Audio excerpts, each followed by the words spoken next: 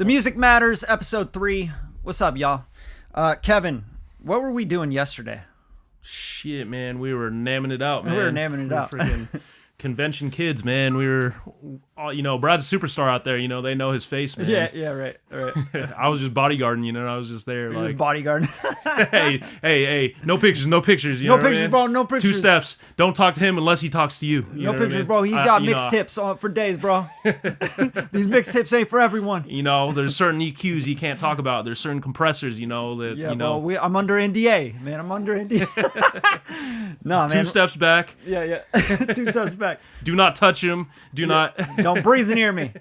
Yeah, like when I go into like a Subway, right? I usually just go in. I call my order in advance, and then I just ask them like, don't look me in the eyes. Don't. If I come in for my sandwich, just don't. I just ask you guys don't even look at me.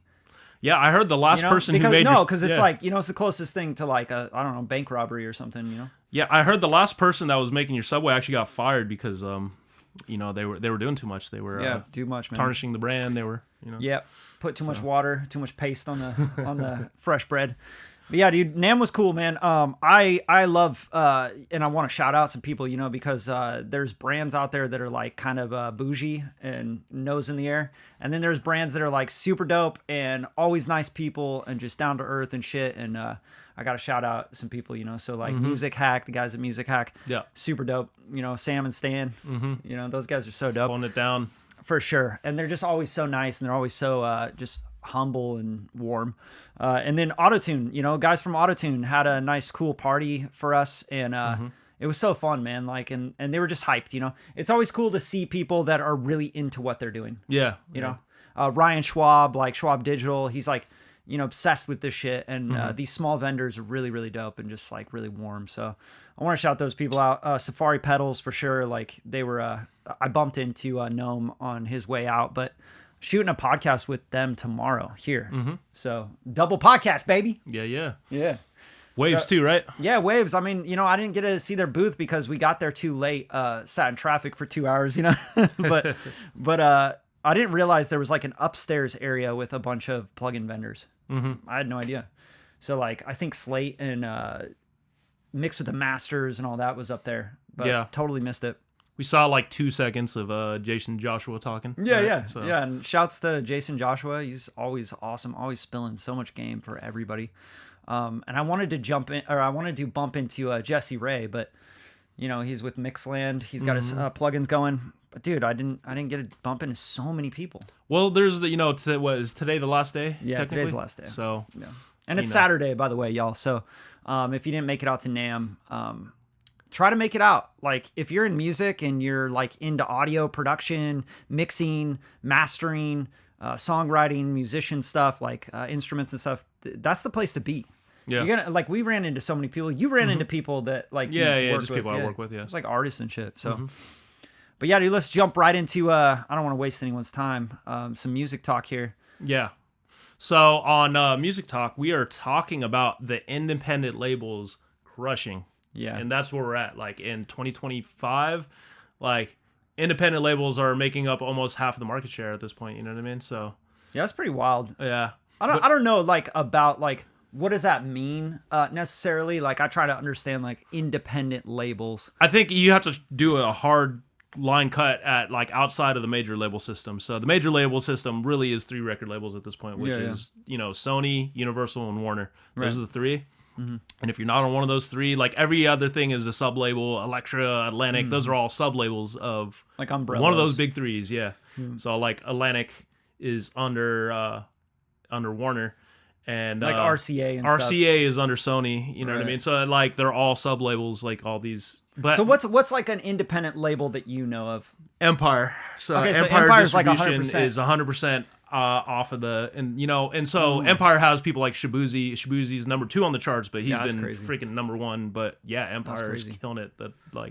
That's the first one I can think of. So what do you think like is lending independent labels, like what is allowing them to come in and take 50% of market share or more?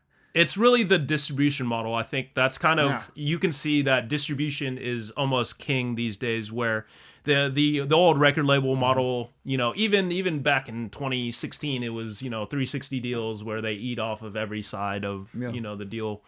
But like even now, like I think a lot of artists are just really smart in how they move with their music. Like they're just thinking like, yo, we don't want to basically just sit here and, you know, do all the work, because a lot of times now artists are doing their own marketing. You know what I mean? They're blowing their own songs up on TikTok. It's like independent marketing, right? Like so, even agencies, like what I've seen a lot, and maybe this is lending to it. I don't know. I'm just like speculating and trying to figure it out like anybody else, but it's like, okay, so distribution. We're talking DistroKid, CD Baby, Ditto, whatever, right? Like we're talking about like independent music distribution through whatever distributor you want to choose, rather than having to distribute through Sony, Warner, etc. Yeah. Right. So that's one thing. But then distribution also, to me, I think of distribution of media and marketing content like through TikTok, Instagram, YouTube, right? Because those are like the big, you know, independent, anyone can distribute to those platforms. Yeah. Like you can make content right now, like we're doing with this podcast, right?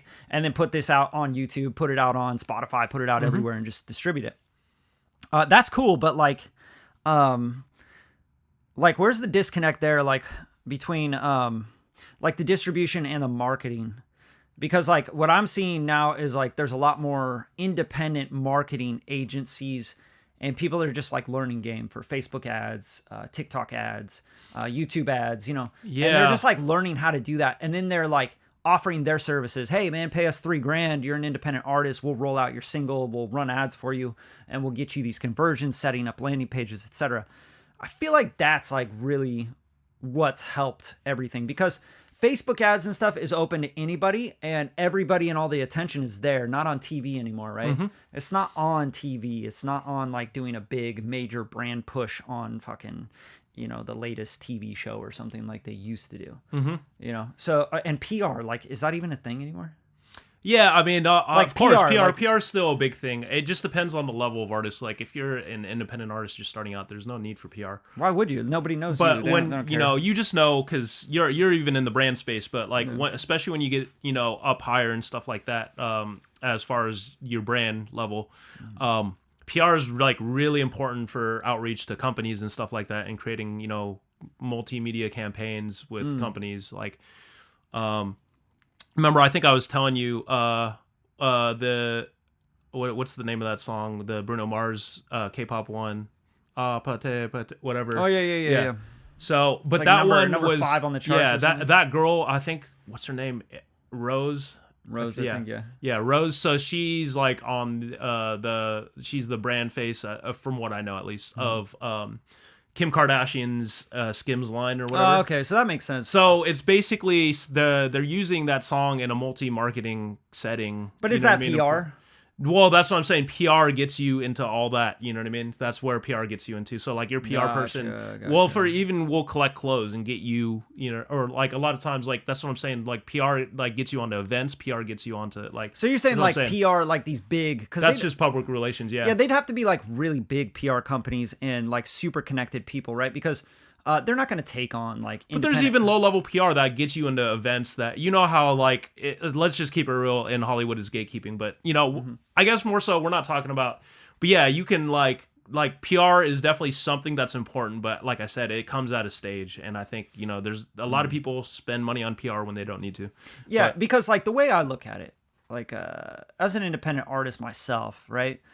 It's like your budget is best spent on something that's going to give you immediate ROI, right? Because you can't spend $3,000 a month on your music if you're not making back something. Yeah. Right. So you're gonna have like any business, right? You have startup capital that, you know, you're just gonna go into the red. You have to. Yeah. To like get known and get your music out there. Yeah. And like artists nowadays, I think they're fucking up on not investing in their music. Right? Because like the music is the first thing, and it's going to speak to so many things. I was asked last night at the Autotune party by this guy that I know, I think just from social media and stuff, but he was like, hey man, so how do you get those connections to like sync license your music and stuff? Like, how do you get music supervisors and stuff?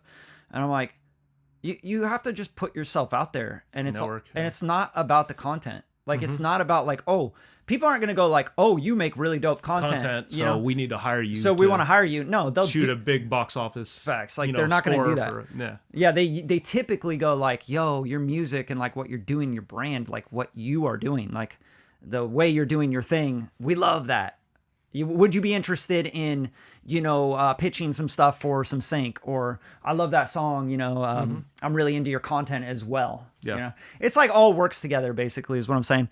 So like if you can't put like $3,000 into, making the song really good and maybe like a few songs, right? Like if you can make a few songs and then, content's free to make. Yeah. You don't need to pay a bunch of money to shoot videos and lip sync your song. You know what I'm saying? So just fucking pick up a guitar or lip sync your song or whatever. But if the song sucks, nobody's going to resonate with it. So you're wasting your time like trying to get good at making content for a song that's just not very good. Right? So then why would you put PR behind something that's not very good? Doesn't have any proof in the marketplace. So like when I think about songs, I think about here's the product and the thing and the thing I want to push out to people because I think it's authentic, it's going to connect with people, and it's going to resonate with people, and it's going to connect with human beings, right? It's going to cause some sort of emotional impact. All right, how do I get that in front of more people? Right? Because you can test it to like Facebook ads, and you can find out like nobody really fucks with it just by putting $100 behind it. I just don't know if Facebook ads is like necessarily the best metric. No, but like organic content even, right? Like if you have a great song, and you're just singing it and it's raw, like people are going to be like, dude, this is fucking dope. I'm going to share this. I like this. This is dope. You're great. I'm going to like this. I'm going to do this, right? I'm going to share this. That's what organically gets good reach. It's not like making this crazy piece of content around a song that's just not that authentic or good, that's not connecting with the audience. So like we have to make songs and we have to spend most of our time and energy and money on the songs, I think personally.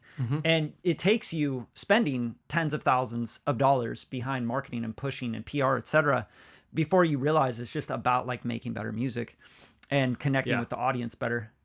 Right? Because sometimes it's like a raw performance of a great song. Sometimes it's a produced song that's like really good with some visual elements that match the energy and vibe of that song. Yeah, and actually, so bringing it back to that is like those tens of thousands of dollars. No one expects every independent artist to have that money. That's unreasonable amount of money for most average Americans. If I want to say even average people in the world. So, anybody, especially if you're talking about a single song and putting $10,000 even behind a single song is a lot for most people. And most people will never do that. But I think that's where the indie label system actually probably is helpful, probably the best, because they have like playlists. Like going back to making this full circle, like the whole thing I'm trying to get at is the independent labels that are taking over 50% of share, like the Empires and stuff. They're not going to take on an artist just because the artist makes content and stuff. That idea, especially with the TikTok ban and stuff, that idea is getting harder and harder. So you have to make great shit that connects with people. If you're not making music that connects with people and they don't want to make videos about it and they don't want to like, oh, dude, this is dope, this is making me feel a certain way. Yeah. Then you're just going to have a hard time, right? Like you were showing me that song yesterday in the car. Oh, the Jello ball? Yeah, right. So how did that get going? That's independent, right? Yeah. Well, now he's just signing to Def Jam. I don't know if that's already under Def Jam now, but he just signed a $8 million deal to Def Jam, which is in the major system. But yeah, he started. Leandro Ball was on the Ball show. I forget which streaming that was on. So, but they're like all a TV show. Yeah, he's a professional basketball player, and his whole family is in professional basketball. Sick. So he started into a music career. But I guess to swing this all back around, like I think right now is the pivotal time because like, yeah, you can distribute by yourself. You can go directly to DistroKid. You can go directly. You can hire. Like there's a lot of independent marketing agencies. That are killing it right now.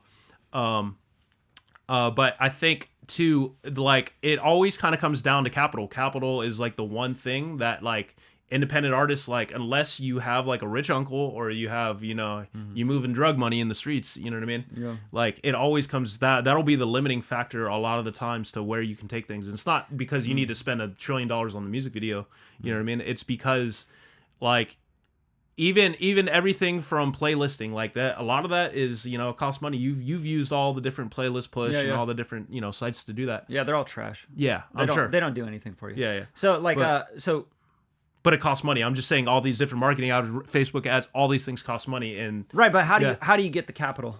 Exactly. So I think that's where that system really works out. And like I said, you're basically doing deals with these people. Obviously, you have to become a company that, I would say, when I say become a company, like, you're an artist, but you have to become a company that actually can show numbers and you know, have proof of the process. You know what I mean? You have to get your business cycle going. A lot of people don't have their business cycle going. No, you know and I mean? and I think that's maybe the most relevant thing to talk about is if you can't be consistent with repeating something that shows some sort of successful product or ROI for you, whether that's like, oh, I want to build up a fan base, or I want more followers on Instagram, or I want more fans and monthly listeners on Spotify. It doesn't always have to be monetary, right?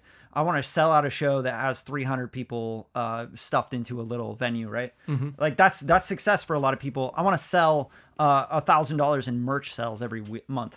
Okay, dude, those are like really good goals, right? But everybody in the independent market is like, I want to be a star. Yeah. Like, they want to go from here to like the moon in like a month.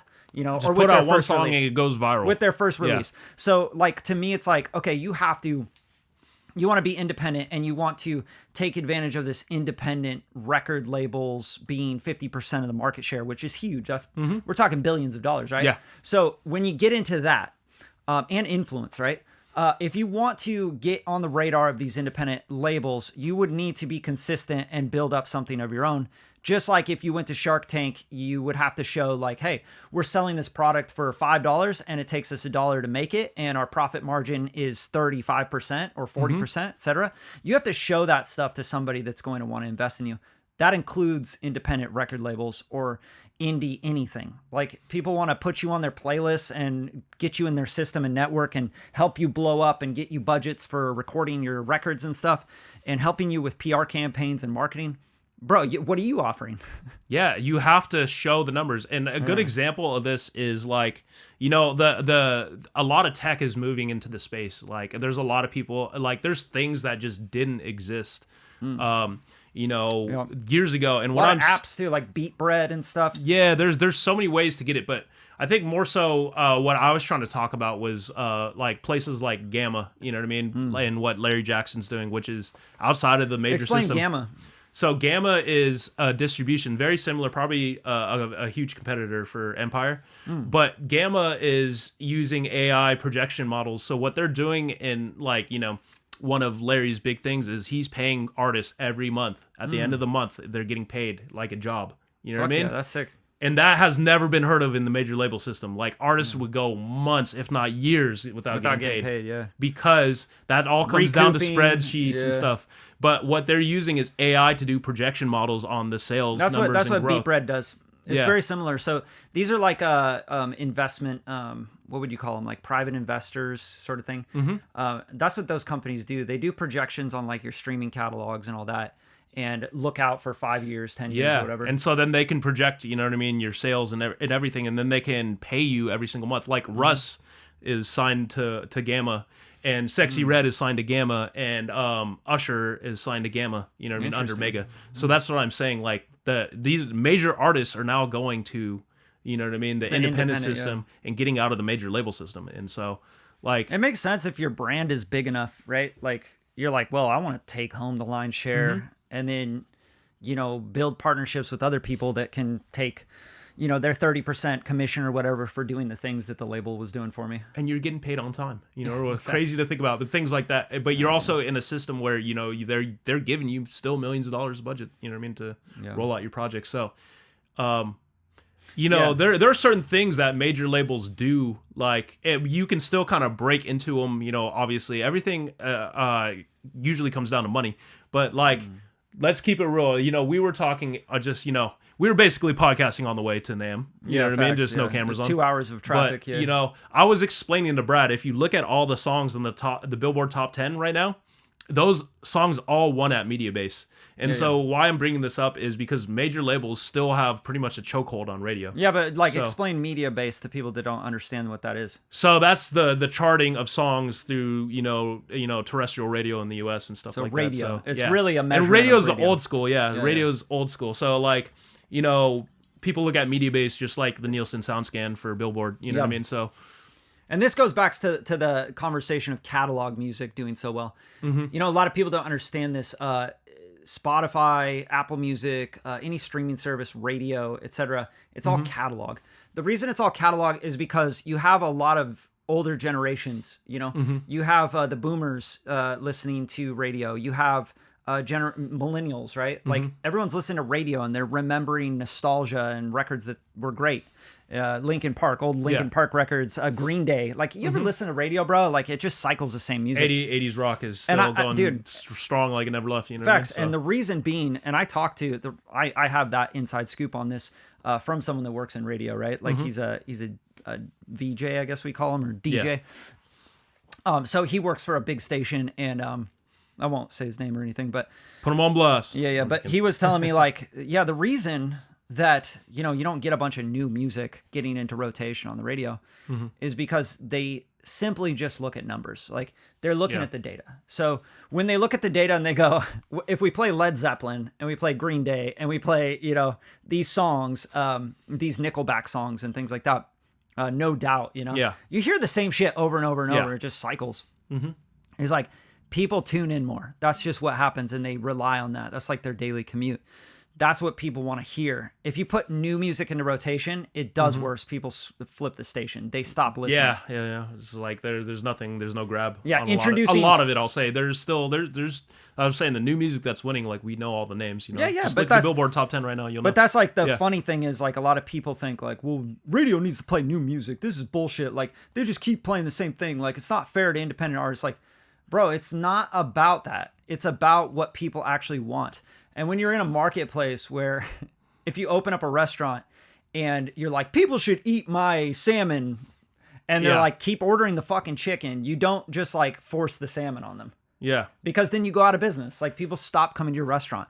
So it's a we supply and serve demand thing. steak and ice cream only. You know what I mean? And if you don't like steak and ice cream, you know what I mean? No, and it's like the thing we serve steak and ice cream, and people together. And nobody's eating the ice cream, but they love the steak.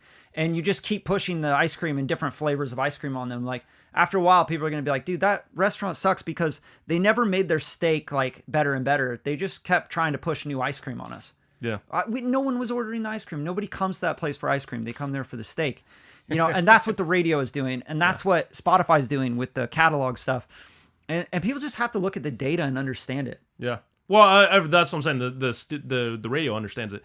Radio is like an old system, but that's what I'm saying. So major labels still, independent labels like Empire, like, these are the big indies. That's what I'm saying. So when I say Empire and Gamma, these are big indies. Like, and the reason I say that is because like Gamma is like basically independently funded through like large investments. You know what I mean? Yeah, makes sense. It's just through private investing. Yeah. So like large private investing in the millions. But so to wrap up the independent thing, right? Like independent labels taking over 50%, etc. Like, what do you think are some actionable things that independent artists could do to get into some of that money and into some of those That's resources? what I was saying. So get your business system, your business cycle flowing, which means, money in, money out. You know what I mean? It's a circle. It's a circle.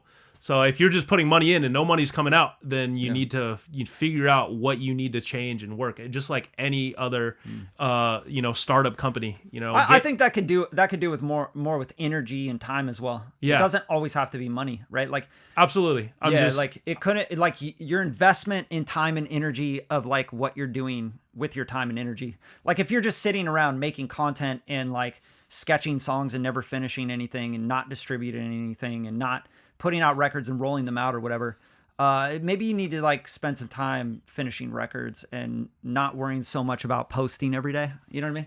Like sometimes that's kind of the way I look at it. I see the converse where people spend too much time making records and not enough time posting. So Yeah, but it happens both ways. Yeah, You know absolutely. what I'm saying? Like if you don't have records finished, then you don't have anything to really hold on to. Yeah. But if you do have records finished, like even if you have 2, 3, 4 records, like you should find new creative ways to roll those out again because no one's heard them.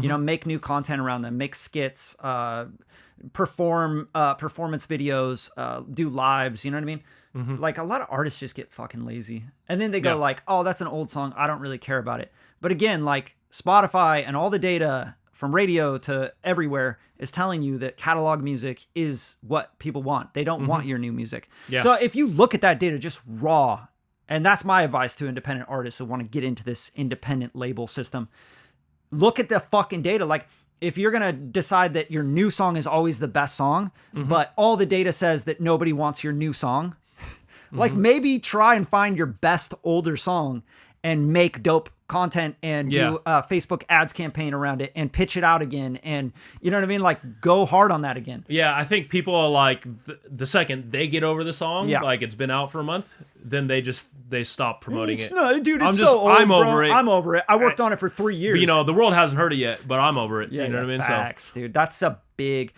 and I don't blame people because like I'm the same way. I'm an artist, right?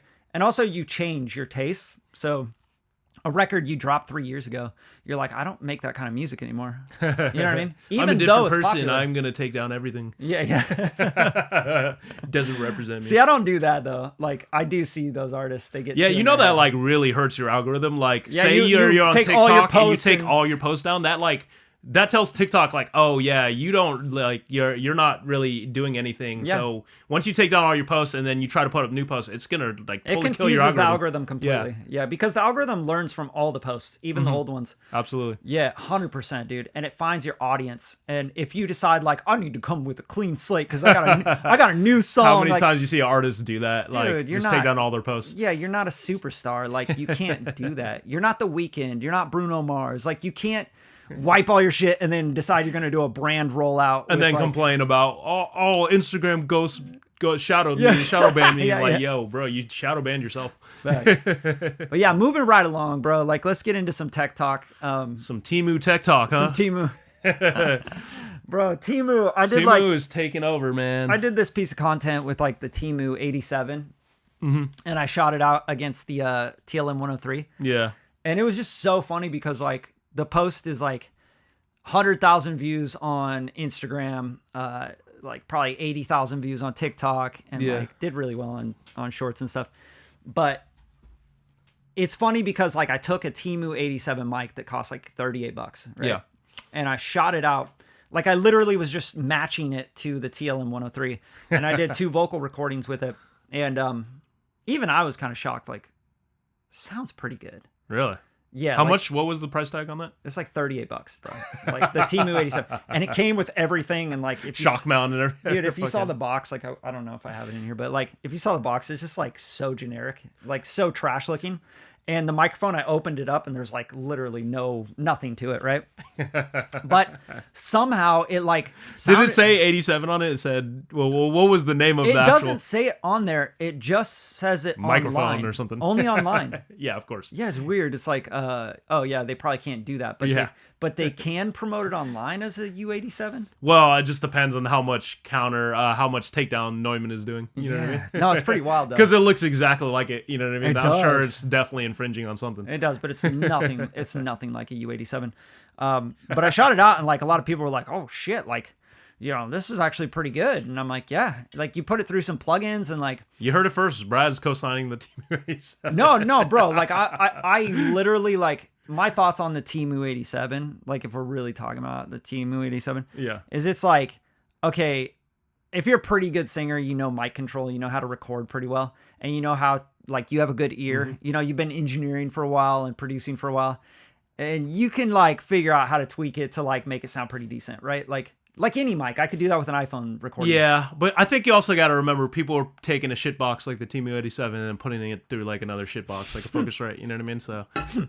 No, it sounds like we're hating on Focusrite. We both use the Scarlett. Oh yeah, the Gen 2 sounds great. Yeah, we're still rocking those. So, but like I said, sometimes you just need like something to do. Sometimes you just need to record, and it doesn't matter what it is. Bro, So I was pull up making, the Gen 2. I was making that fucking, the thing about you and I were talking about this. Yeah. The 2i2 Focusrite Red 2i2. It plugs in and works, right? Yeah, no drivers necessary. Like you could roll up to a fucking idiot proof, basically. You could roll up to like a bank teller Yeah. and be like, "Hey man, I need to record a vocal real quick." And like, "Could you just plug this in your computer?" And like It's gonna work. like they'd be like, "What?" And you're like, "Yeah, just plug it in, just USB it." And you're like, "Yeah, I'm a badass motherfucker." Like it would be like recognize Focusrite 2i2 input. It would know, like every computer just sees it. And you don't need any drivers, and it just like works. Roll up to a 7-Eleven, be like, "Hey man, you plug this shit into your cash register," and like you're rocking a record right there. Although I'll say, and this part wasn't particularly about the Temu 87, but it's just such a funny thing. Well, Temu is just funny. I know, but a fact that you can get a dynamic microphone, a condenser microphone for what, $37 is what you said? $38. $38. Yeah, that's crazy. Pretty crazy because back in my day, the cheapest condenser was like $200. You know what I mean? Okay, so let's be fair. Let's be fair. Let's be really fair because so I got 2 mics off of Temu. I got the Temu 87. The 2-for-1? Yeah, and then I got like another one that was like kind of a ripoff of like this Austrian mic company. Forget the name of them, but anyway, it was like a ripoff mic. What was it though? Was it like a large diaphragm or small diaphragm? Yeah, it was supposed to be like a large diaphragm condenser, almost okay. like a 414 sort of thing, Oh, AKG or what? It wasn't an AKG ripoff, or what? I'm just trying to think. No, it's like the Austrian. new. It's a newer company. Australian, like a Rode? Or not what? Australian, No. like Okay. Austrian. I don't know. Anyways, yeah. So I got those 2 mics, bro. So when I plugged in the other mic, it just like was like did not work. You know what I'm saying? So like, like buy Temu at your own discretion because like truly you could get a mic that doesn't work at all. You get a mic that sounds pretty damn good.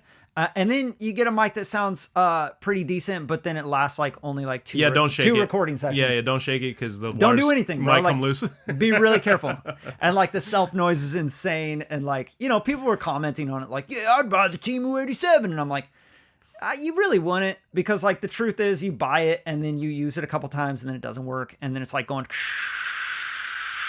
and you're like, "Oh shit, I can't." Is it the cable? No, it's the mic, bro. Like they're just made really, really shitty. Like, you know what I'm saying? Like you're not like we don't know what that diaphragm on that that mic capsule is. It might be bro. You don't even know what kind of chemicals are on it. Yeah. Like think about you're recording in it, and then like a year later you're like, "Man, I've been cutting these records." It's questionable. Temu 87. You go to the hospital for some reason, getting radiation on your face, and like they scan you and they're like, "Dude, you got stage 2 cancer, bro." And you're like, well, "How the fuck did that happen?" And it's like, Temu 87, dude. Temu 87. you got. It's the question mark. We don't know what brand it is. We don't even know. Bro, it's the Temu 87 gave you herpes. You know what I'm saying? Like I got to wrap up when I'm using this 87. I love that it has the polar pattern switch, except it's just printed on it. There's no switch. It's like a sticker, bro. It's a sticker. Yeah, it's a little polar pattern sticker. Yeah, when you open those up and you pick it up, you're like almost like, whoa! You're like, you feel like you have like retard strength, You're like, what the hell? Because it's just like a paperweight, bro. It's so bad. But, it's like basically a freaking Coca-Cola can. Like you crush it on accident. You know what I mean? Like, oh, oops, dude, it's so bad. It's so bad, and like I should have never made that piece of content because like I think I steer people the wrong way. You're like, yeah, you gotta go get it. $37 is the best microphone I've ever bought. No, dude. I think like the content to me was just like, can I make this Temu 87 sound as good as this $1,300 TLM 103 German-made microphone? Like, can I do that? You should do a whole series. Like we're recording we're doing a tree mic on an orchestra with Temu 87. You know what I mean? That'd be funny as fuck. It'd probably sound terrible. Oh my god. See, that's the thing. When you start using those kind of microphones in like big rooms and stuff, like, you know what I mean? Yeah. And you start picking up the room, then it really shows you how bad it is. But I'm recording in a room that's tuned and shit. Yeah. So any mic can sound pretty good in a tuned room. Like the iPhone mics are really good in a tuned room. Like, This sounds good, bro. I'd take this. I'd take this, boost a little bit, compress it, throw it into Logic, do some and it's like, dude, no one would know. That Jello Ball record was done on the BeatStars app using the iPhone. He was just rapping it to his iPhone. Yeah, it's the biggest song of 2025 thus far, or one of them at least. But anyways, back to Temu. Temu is the Temu was get that free shipping. There was an estimated they earned $50 billion last year. That's crazy. One of the number one downloaded apps in the App Store. People are loving the cheap shit from China. Mostly from China. I don't know if it's all from China. It's all gonna get. But yeah, the cheap shit. They're loving the cheap shit. I'll say. It's just gonna end up in landfills. Yeah, and we had a real, Brad was on his serious talk about microplastics and everything getting your bloodstream, and yeah, that's the first way to get microplastics all in your life is heavy metals, crazy metals that we don't even know what they are. Breathing in microphone dust. Yeah, God knows what some of that stuff is. Yeah, they're gonna have to put regulations on this. And that's what the U.S. government is doing too. They're trying to regulate. Temu is only I don't know, one dude, example. With Trump in office, you might get tariffs Temu on it. tariffs. Temu tariff, yeah. Bro, I got this Temu 87. Brad said it was $38. It cost me $3,000, bro. Oh, that's the Trump tariff. Sorry about that. Yeah. So who knows? But there's so Temu is just the grand example, but even TikTok has the TikTok shop. It's basically the same exact. You're just buying trash. You're just buying cheap trash that is made with no care or no no care at all for what they're putting in it. But you know what? Before sites like Temu and DHgate and what else? Alibaba and AliExpress. That's what I'm saying. Yeah. It's so funny that I know all the names of all these sites. Yeah, bro. You've been really shopping, huh? I think though, because we were in the bro stage back in maybe 2018, 2019 of everyone's got to start a dropship store. Basically, all these products are from the same dropship stores and the same cheap ass factories. And these dropship stores were we put a fucking 200% markup on something that's a $5, a $1 product, you know what I mean? And that's how you get rich, bro, is you put a 200% markup on a $1 product and then you sell it a million Facebook times. ads and then you run it to a landing page and then you can charge $80 for something you bought for 8 cents. I'm making $100 billion a month off of one store selling freaking Hello Kitty knockoffs. You bro, know what I sell the stuff you put in urinal cakes, man. You piss all over that thing and damn, dude, I get those for 3 cents. It's selling $30 to the dude, I ain't doing any of that. That sounds crazy. Yeah, basically sites like Temu just put all the shit products kind of all in one place. Yeah. But even then, get rich quick schemes to me, man. It's not even that. But then TikTok was okay, well we have all these influencers, so there's no need to drop shit because we're taking the influencers that have the audience and then we're have them push really cheap shitty products. Bro, you see that video of that Chinese girl that's selling products oh yeah, it's you gotta buy this and then you buy that and then you buy that and you're she just raised feature sets in 2 seconds.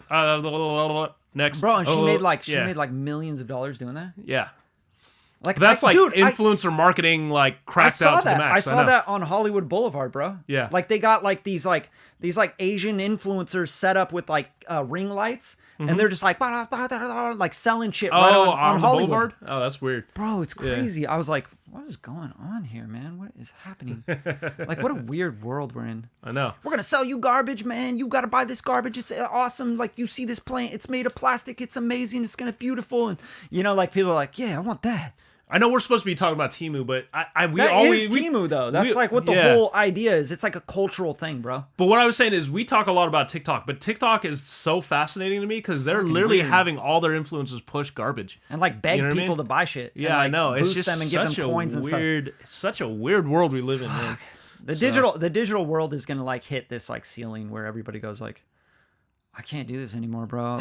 They're in AA so much meetings. Bad bullshit, that cheap bullshit that bro, one human can buy. You're in a Temu AA meeting, a Temu Anonymous, and you're man, I bought all my life on Temu. I got my first car, my Honda Passport ripoff off Temu, and then my wife, I ordered her off of Temu. She came in and she had one left breast, but her right breast was a robot arm. Yeah, it's gonna get weird. Actually, you know, that's getting into AI. You might be onto something, but the Temu AI girlfriend, you Bro, know what I mean? I saw people you can get full like Land Rover like ripoffs off Temu. Like cars. Yeah, you can get a lot of like fake car parts. So like, you know, people like get body kits for their G-Wagons and shit, but like Temu is now selling like off-brand cheap plastic like G-Wagon parts and sides and doors, and that's what I'm saying. They're basically doing all the knockoff counterfeit pieces for cars. Yeah, so this is a real concern. Like, a real problem. Yeah, to me, like the real concern is like if you're making all this trash, right? Like really disposable product stuff. You got to be making it out of like the most toxic shit ever. Yeah, yeah. Like, think how about do you the think plastics your and the margins thing. are low? You know what I mean? How Bro, you get keep your like margins high? pure gasoline. You know what I mean? Like, yeah, buy our gasoline. This is an oil thing. It's like a part of oil. Like, who knows compressed. the work situations of like all the workers. Oh, and the in people the like factory. working there. Yeah, What are you paying them, dude?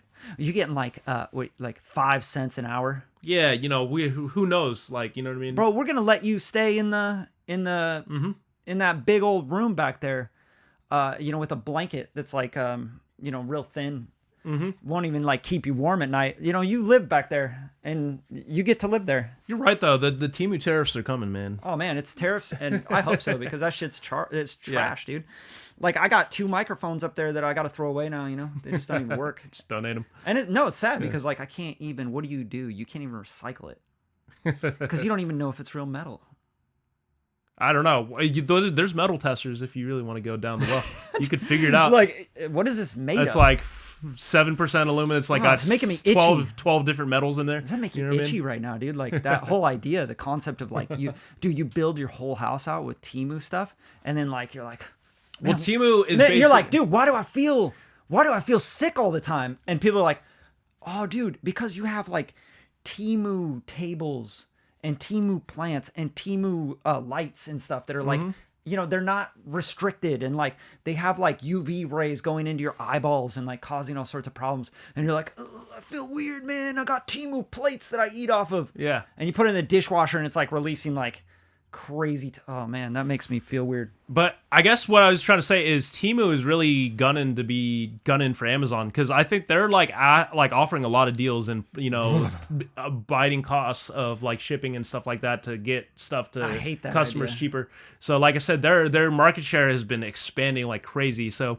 you know, people are going to Temu for Amazon things, and so, you know, like the way I'm looking at it is like Temu, and obviously TikTok Shop was trying to knock off Temu's and AliExpresses and all that type of shit.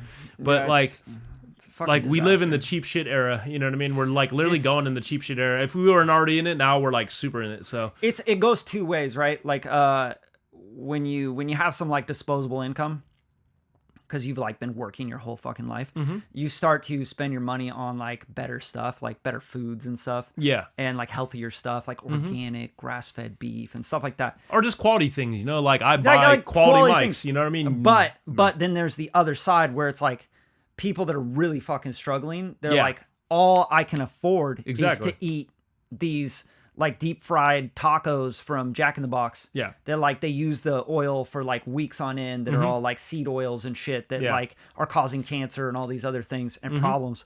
And they're like, but that's all I can afford, bro. Like, so then like Temu's like, yeah, let's capitalize on the poor people. Because like really, like I've been there, bro. Like I was in college and like buying like, you know, IKEA furniture and shit. And like, yeah, I still got IKEA furniture. I mean, shit, we all do, right? You got a piece or two. Like I got some. I got IKEA a house stuff. full of it. Bro, my house is made of Temu or IKEA, yeah, that's what I said. This is an IKEA but house. I have like cats, man. They destroy You're like, everything. this is IKEA set, bro. I'm not buying nice stuff because those motherfuckers paw and claw. Yeah, but shit, you get what I'm saying though. Like, so like that affects everything because you start realizing like, why can't I get ahead, dude? Well, because you're like eating food that's like killing you, right? And making your brain fog and like tired and sluggish and sleeping like shit and like affecting your hormones. And then you're like buying products from like Temu that has like plastics and weird shit in them that you're eating and you're like breathing in all day. I ain't gonna lie, I have a Temu nose hair trimmer. See what I'm saying? Like you gotta get rid of that shit. Putting that right next to your brain, bro. Like that's fucked up.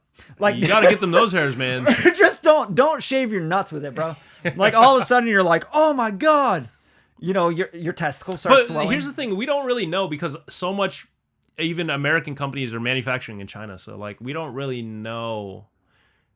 There's really no way to know what is on what, you know what I mean? But okay, so there's a difference. There's a difference there, right? Because like Temu, for example, would be taking all the profits. Okay, so that's one thing. So then, if you have an American company like Apple or something, right, and they're taking all the profits, those are Chinese iPhones still too. They're Chinese made, and assembled and stuff, right? So, you wonder, right? Yeah, like we don't know. No one really knows. That's what I'm saying. Whether it's the lamp or the even so much of the Guitar Center stuff, all those microphones are still Chinese made. Like who knows if those are better or worse than Temu? You know what I mean? Yeah, we don't. Because those are cheap. Like how do you make that so much cheaper?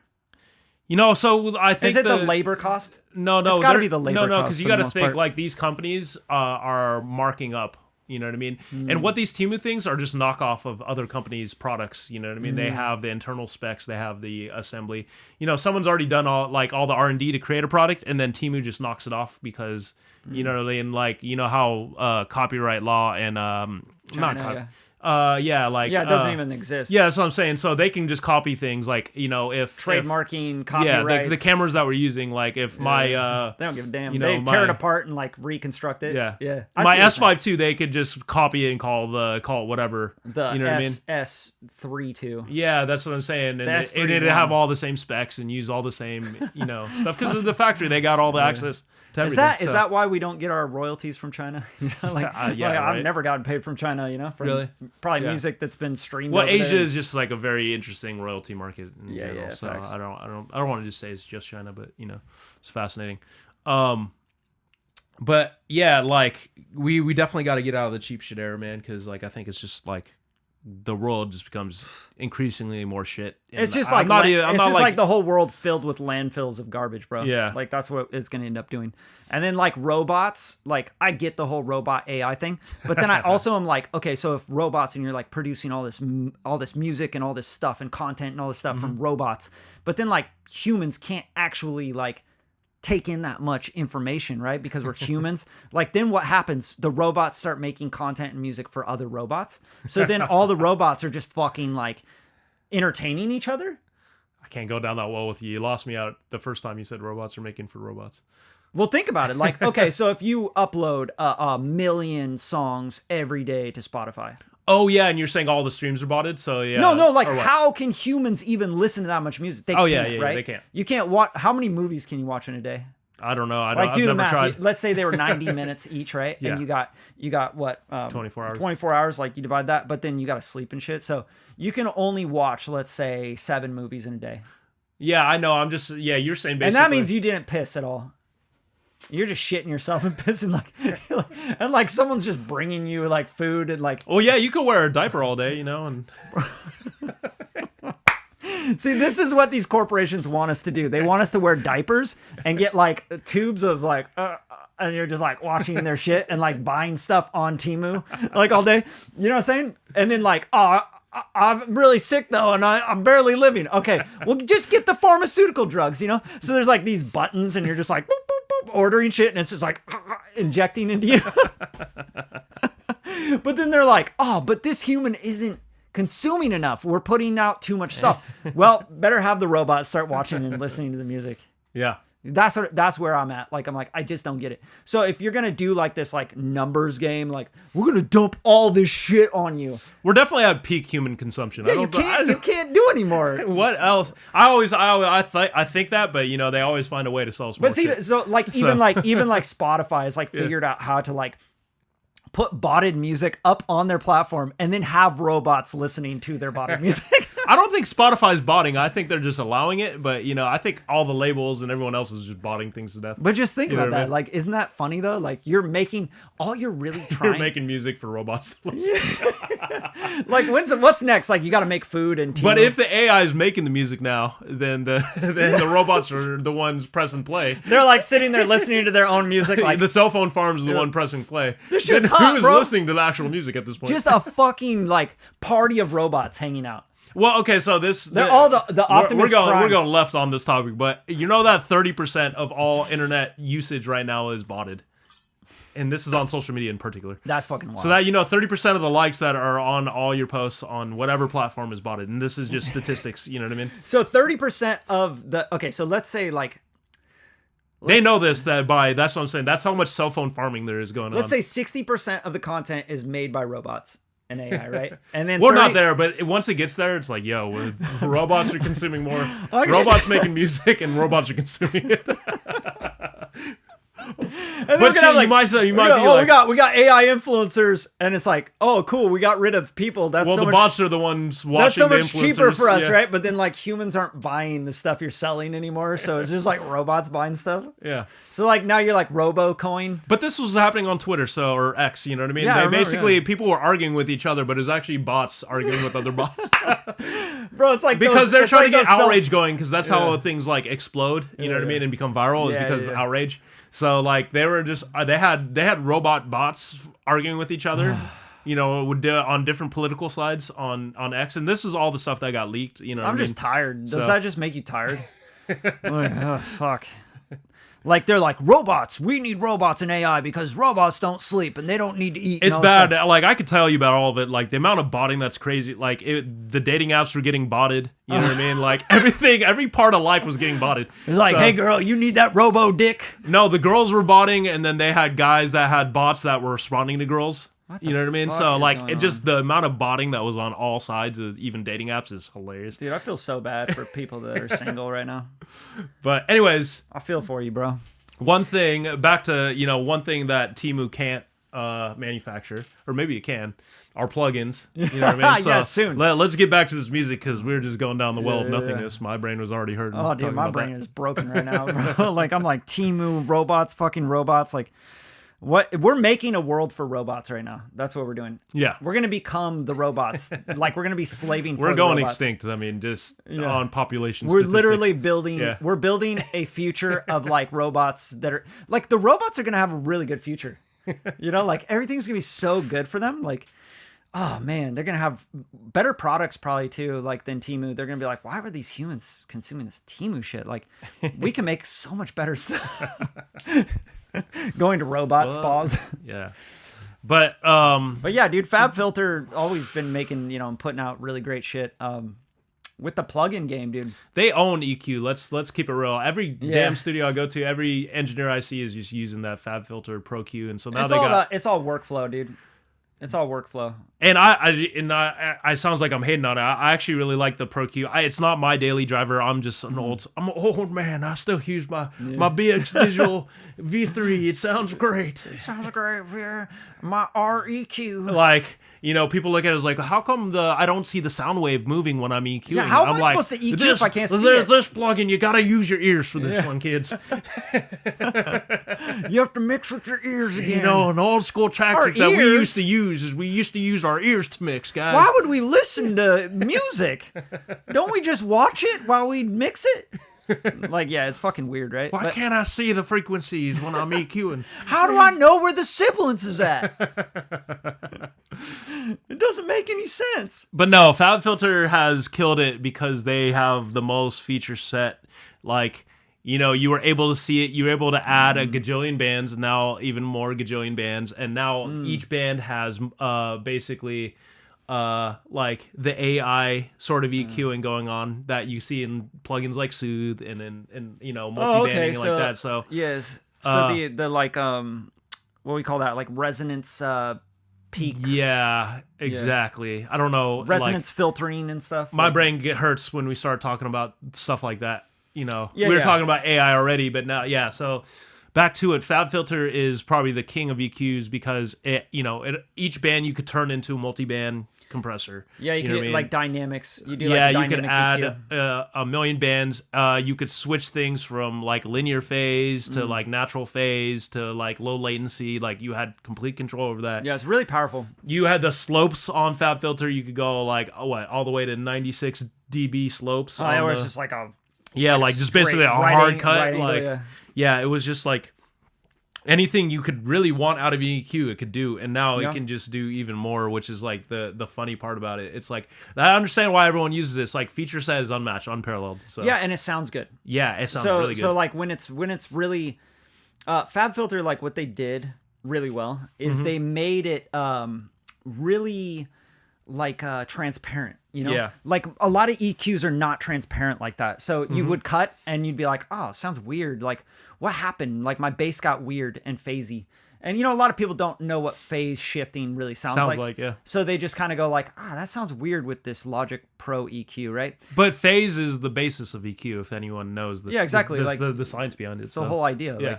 Like, but like with digital EQs now, it's like people expect it to just like be magic, right? Yeah. Like, oh, if I turn this on and I just take the threshold down, like it should remove all the bullshit and like give me all the good stuff. Like Goldfoss would do, right? Yeah. And then Goldfoss got like, you know, on everybody's master bus and stuff and on drum mix buses and stuff. And everybody makes Goldfoss. Yeah, and dude, I use like Curves Equator a lot. Yeah, like I use that for sure because I use it a lot on like mix buses and stuff, instrument mix buses. I use the sidechain filter. You know, I put it on the master bus. It's really good for like quick EQing overall, so I can get something out to like a music supervisor, right? Or just to like check it. You know what I mean? Like, how's that going to sound? Oh, I need to clean that up and then go back to the bass and go back to the drums and like clean up certain areas. And it just helps you mix faster and get there faster. But like Fabfilter, yeah, they included that feature, which I think is probably the biggest feature, is the ability to like turn on the resonance, like peak resonance filtering processing. So any resonant frequencies like that pass the threshold just get kind of tucked automatically without having to find those EQ points. It just does that automatically, just like Soothe 2 would or Curves Equator. That's huge because if you have a company like Fabfilter doing something like that, you're talking about like the top of the top with algorithms. They take their time with their plugins. They don't release a new plugin every fucking 6 months or 3 months or every month. They're putting out a plugin like Pro-Q4 came out, what, like a year or two, maybe 3 years ago? And I can't remember the timeline. A long time ago. I was never, I'll be honest, I was never the biggest Fabfilter user. Like, I own a couple of their plugins. Pro-Q2 was when I use the multiband a lot. I use the Pro MB a lot. Yeah. And that's like, you could literally, like, with Pro-Q3 and 4, you can do very similar. Yeah. You pretty much have that built into the plugin, you know? Not really, but with Pro-Q4, you do. You have the multiband and you can, like, you know. Yeah. In fact, I got to play with Pro-Q4 a little bit more because, like, yeah, it's nice to have everything in one place like that. I'm sure. Dude, mid-side EQing, I use it for that like crazy. So like what I'll do is I'll go to the mid band, right? And I'll do like mid-side. So I'm doing like middle and I'll like just take down dynamically and EQ down the middle, like the 1K to like 2K area. You know, let the vocal sit in that pocket. And like anytime an instrument like a synth or horns or whatever get in that pocket, I'll just kind of like duck that down a little bit. And then in the sides, like with electric guitars, you know, you love that 500 in an electric guitar. It's just like pushes them forward. So I'll take that and I'll boost up just a wide 500 and I'll put that in the sides. So you're not you're not EQing the middle 500. But say you have your guitars panned, are you still doing exactly side on the left and rights or what? No, I'll just like send those to a bus and do it. Do it on the bus. That makes sense. Yeah, because if you do the Fabfilter like the Pro-Q4 on a mono track, you can't really do mid-side EQing. Oh, I know. Yeah. I was just saying you're not going to like make up this information on the sides that doesn't exist. Yeah, of course. Yeah, so you do it on a stereo track. Oh yeah, for mid-side. Yeah, mid-side. But dude, like that is the most powerful thing with that plugin. And then the ability to sidechain in. So like sidechain in, let it listen to your vocal, and then sidechain the center, right? Like just let the vocal every time it hits, just duck the middle of the instruments and stuff. So it just makes room for that vocal. And you can do it so musically with Pro-Q4 and it's so intuitive. That's why people like these plugins from Fabfilter. Because you turn it on and you like sweep and you go do and you click and if you go to the bottom, like while the music's playing, and you like bring your mouse down to the bottom of the frequency, it'll slow down the frequency read, right? Yeah. And then you can see like the peaks as they happen. Yeah. And then you could just click that and just drag it down. Put a band on them, yeah. People love that, bro. Like that's such a workflow thing. You can do some really cool stuff. Yeah, you can sidechain something in. Like, good example, if you have a 2-track instrumental and you're rapping over your 2-track, like you can sidechain your vocal in and put the EQ on the 2-track. Exactly. See where your vocal's sitting and then start creating bands and dipping carve like the mids for it, low mids, you know. And then put it into multi-band mode and then trigger it with the vocal so that only cuts out on, you know, when that vocal comes in and out. You know what I mean? So that's a really powerful plugin, but also, dude, like The Fabfilter, like all their stuff is really Yeah, good. yeah. We could get deep into every single one of them because dude, they just the make DS. really You good use stuff. the DS as your go-to, right? The Pro DS is like unmatched. But I I want know to a better stick. DSer. Actually, I want to just stick on the Pro-Q because I think like we have to kind of talk about like the overall industry. Like I'm gonna be completely honest. I think if you look at a generation of engineers, probably I would say 2010 and up, that like their understanding of what EQing is from Fabfilter Pro-Q. Way, absolutely, bro. Because when I get sessions back from other engineers, like I know, okay, this is a Fabfilter user, and actually there's a lot of detriments and a lot of pluses. So the detriments to me is it's too visual, where people are not using their ears. They start fucking taking every and single. that's what I was gonna say. Fabfilter is the EQ that you can add like. Just I don't know what the limits on the amount of bands, but it's so high that people you have like 10,000 bands when you need to do a very small EQ move to get to what you want. You know what because I mean? then you get to this point where it's like just turn the vocal down. Like why did you you EQ'd all the bands and you found every single peak? Like things need to peak in frequencies. Like for example, the fundamental of a vocal, right? Like let's say your fundamental is really hitting around like 1400, right? Or 800, whatever, right? And that's the fundamental frequency of the vocal. And then you see it as it's a peak and you think that's a problem in your EQ. You see this too, huh? With amateur EQs and shit. You know how many and that's why I'm bringing it up. They take the fundamental down and then they start taking down the harmonics of the fundamental. And then what's left, bro? You just turn the vocal down. That's all you did. You're like, I'm going to take 800 down because I see it peaking. And then I'm going to take down 1600 because I see it peaking. And then I see take down 3200. And then it's like you're doing this. I don't want to call people out, but I'm talking about sounds like shit too. Engineers for very famous artists. I'll get their sessions. And I'm like, yo, bro, you still don't know what you're doing, bro. Like, I know when it's an amateur just by the way they move. And but you also hear it, like, right away. Yeah, because like, that's what I'm saying. You hear it on the fucking, like, when you open up the Pro Tools or whatever, you hear it, and you're like, I gotta go here and bypass all this. And you bypass all the plugins, and you go, oh, it sounds so much better. Yeah. You know what I mean? You know, me and you have, like, a really deep, like, mixing background. In fact, like, we did mixing for years. You know, we ran a company doing 26 it. 26 years for me, bro. But my whole point is, like, we have such trained ears. Like, I don't even need to press play to know if you don't know what you're doing. You know what I mean? Yeah. I can just open up the play like, I see what you did. You know what I mean? I see what you thought you were doing. You thought, yeah. So, like, that's what I'm saying. Back to Fabfilter, it's like a lot of the times when I know that you are an amateur, it's because I see Fabfilter and I see you doing too much. Facts. Because back in my day, you know what I mean? When I was using my M-Box and my 003 rack, like we had really bad EQs, you know what I mean? That sounded terrible, but they were super limiting. But you had to use things like your ears and not look at things. You had to use things like your ears for mixing. Like the best EQ, and I was like, damn, it's so expensive. And like you could only get it on Pro Tools HD was the Massenburg. I love the Massenburg. The V1 and the V2. And those were like really, even today, those punch just as high. You know what I mean? Like for sure. For being old and, you know, created in the 90s. The GML EQs. Yeah, the GML. Fuck. But those things, like, they were only available on TDM plugins on a Pro Tools rig. So, like, you could see it at like a big studio, but you were like most people weren't having HD systems in their house. You know what I mean?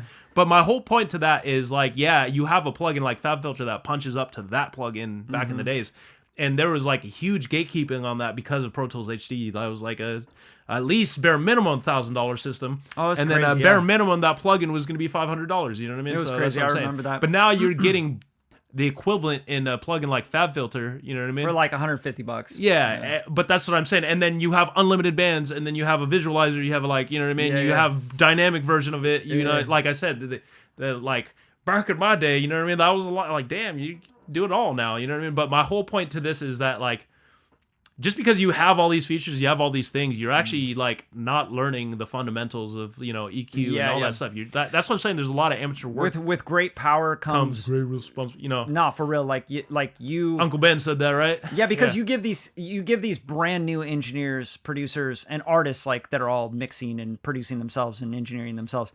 You give them all the ability to have M4 max. Mac silicone chip that can pretty much take as many tracks and plugins as you possibly can throw. Well, how cheap is the M1 right now? You know what I mean? Yeah, you know M1. what I'm saying? Like, dude, you and get off those Amazon still go for cheap. crazy. They still go crazy. If we had that kind of computing power, bro.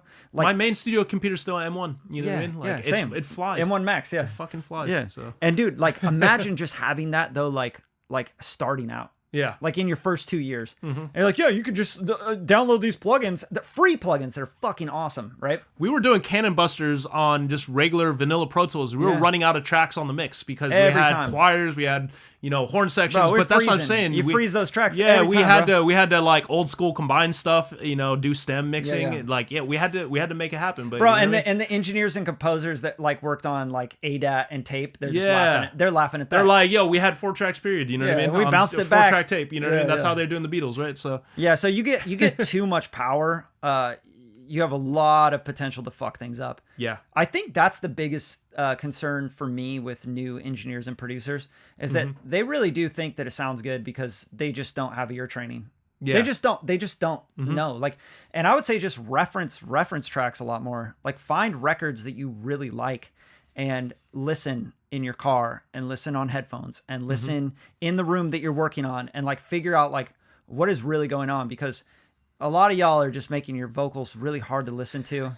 Like, no, really, like they get Temu 87, the Focusrite with the Pro-Q. Dude, the sibilance is out of control. The plosives, the fucking, oh my God, dude. Like, you turn it up a little bit and it's just like, I can't listen to this. It sounds super filtered, Like, everyone's filtering too much. Yeah. They're taking out too much. And I don't want, so I think a lot of times when we talk about audio, we sound fucking bougie as hell. I'm not saying, because I am bougie with audio. Well, we are like, bougie, but I'm just saying, like, we could make it happen, Captain, with like I said, a Focusrite Scarlett. You can use whatever. You know what I mean? I could, like I said, I've been in so many situations where I didn't have Fabfilter at all, or I didn't have 100%. I didn't have like anything, and I made fucking an amazing recording. Yeah, you know what I mean? Yeah. Throw me in a room like someone's bedroom, and they're like, "This is all I got," and it's like a Focusrite and like a shitty mic. I'd be like, all right, we got to get some couch cushions. Bro, I'm gonna start stacking some stuff around you. Like, I'm gonna make it sound good, Dude, I actually have a fun kind of story, and I don't want to drag this podcast on,